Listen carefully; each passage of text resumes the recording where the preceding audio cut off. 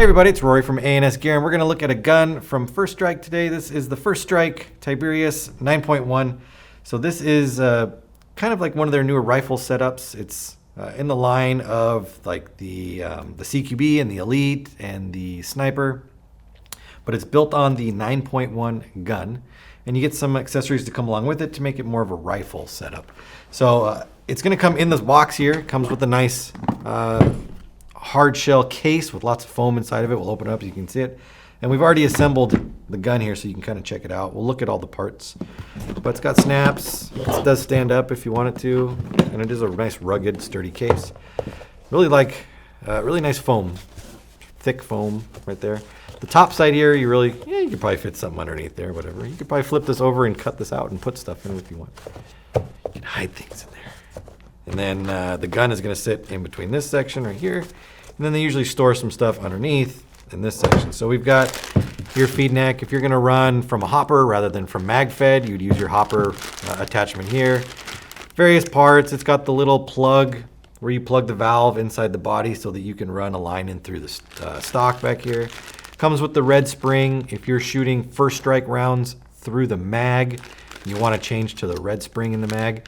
Now the red spring will still use or still function with 68 caliber round ball, but since it's a heavier tension spring, if that sits under load, or paintball sit under load with the red spring, there's a chance that they'll deform or they can break.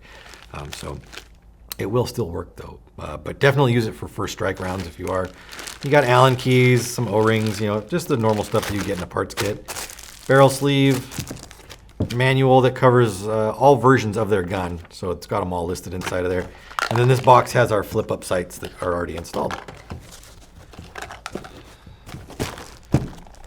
So that plus the gun, it's going to be in your box. All right, so the gun is just like their other guns. It's based off of the 8.1 body, but it's got stuff on it, which turns it into a 9.1, and then depending on the stuff, it could be a 9.1 like this, or the 9.1 CQB, Elite, Ranger, Sniper, all those different variations of it. So you're going to get the extended front handguard, the barrel. Now the barrel, I'm going to pop the mag out. The barrel is roughly 14 inches. If I take the flash hider off the end, 14-inch barrel that does break in the middle, so that you could, if you were not going to use the extended handguard or foreguard, whatever you want to call it, extended shroud, I'll just call it that. You could cut the barrel down and use just this piece. You would see it sticking out kind of like that right there. So it's going to go to about there. You could just put this on there, have it sit like that. So it's up to you how you want to run the gun, and you don't necessarily have to have the shroud on it. Just makes it look cooler with the longer barrel setup on there. But that's up to you. Like I said, roughly 14 inches, 15 if you count the flash hider, or whatever you want to put on there. You want to put a fake suppressor on the front of it, mock silencer, whatever you want, it'll fit on the front. Extended shroud right there. Flip up sights, front and back. They collapse down. There's a little push on the back here. Pops up the sight, front and back. So they just attach to the Picatinny rail on the top. You can take them on and off. They are not directly hard mounted onto the gun permanently. You can just pop them off if you don't want them on there. The stock is an extendable stock, so they say. There we go, it's just stuck. Like that, and it moves around. So it's got a couple different positions that you can put it into. I think there's 6 different positions. You can slide it back and forth depending on arm length and how tall, how big you are. Set it up however you want. We talked about the little plug that comes in your parts kit. If you are not going to use the magazine right there, there's a plug that you need to fill, or not, I don't want to say plug you need to fill. The valve right there, the valve pin has a hole in it so that the gas coming out of the magazine can get up into the gun and into the regulator and make the gun work.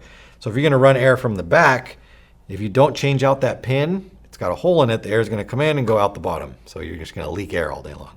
And not just a kind of a tiny little leak, a good leak where really the gun isn't shootable. So there's a replacement valve pin in there where it's sealed. It doesn't have a hole in it. So when you run air from the back, it doesn't come out the bottom. So you will need to use that if you decide to run air through the back stock. But they include all the parts for you, so it's not something that you have to go buy more parts for. What do we miss here? Magazine, same mag that they've been using. 12 grams CO2 goes in here. Twist the bottom to puncture. So we would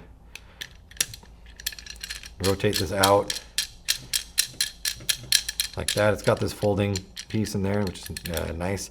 Spin it around once you've got your 12 gram in there, and you puncture it while it's sitting outside the gun. So you put the 12 gram in, turn this till you hear it puncture and gas up, but because the valve is sitting at the top right here, the gas doesn't come out. Fold that little piece away so that it's tucked in, it's not sticking out. And then when you put the gun in, that pin that we were talking about in here pushes on the valve inside of here, lets the gas flow in between. So that's how that works. So you can actually, when you've got a 12 gram in there and it's under pressure, you can pop the magazine out and you won't lose pressure. You won't lose shots. Well, you lose a little bit of air, but it's not going to just bleed because you've pulled the magazine out. Safety on the side, that's your mag release button right there. So the gun itself is standard fare as far as the Tiberius guns. It's just their guns are all based off of one sole unit. So check it out. This is the First Strike Tiberius 9.1. It's available through the website with lots of different variations. So check them all out because there's probably a gun that'll fit your style. Order yours now through ansgear.com.